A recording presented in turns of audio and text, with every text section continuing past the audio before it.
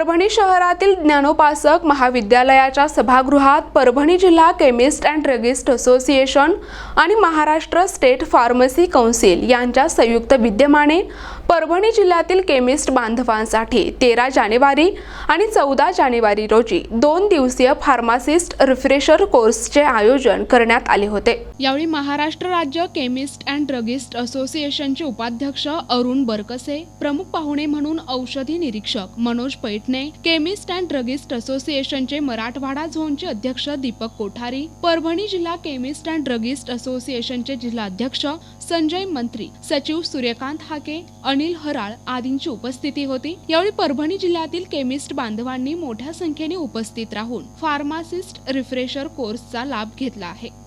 NTV news Marathi, Parbhani.